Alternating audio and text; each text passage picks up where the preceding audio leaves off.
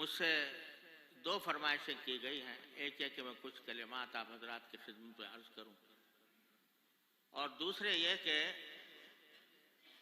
बाज़ उलमाए किराम की तरफ से इजाज़त हदीस के बारे में भी फरमाइश आई।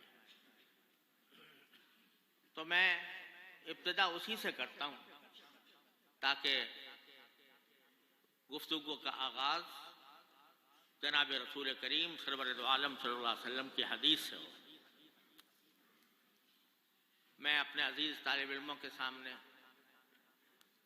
वो हदीस पढ़ता हूँ जो हदीसुर रहमा कहलाती है, और वो हदीस मुसलसल बिल अव्वलिया भी है। यानी हज़रत सुफियान इब्न उयैना रहमतुल्लाह अलैह से लेकर हम तक जितने तालिब इल्म हदीस पढ़ने अपने उस्ताद के पास गए, तो उस्ताद से सबसे पहली हदीस ये हासिल की। ये नबी करीम सरवर आलम सल्लल्लाहु अलैहि वसल्लम की अहादीस का एक मोजज़ा है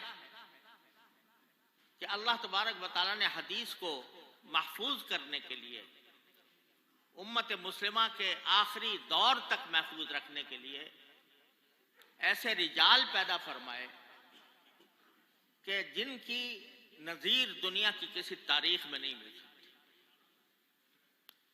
और मज़ाहिब में बाइबल की किताबों को ले लीजिए, तौरात या इंजील को ले लीजिए, ज़बूर को ले लीजिए, अल्लाह तबारक व तआला ने उनकी हिफाजत का कोई वादा नहीं फरमाया।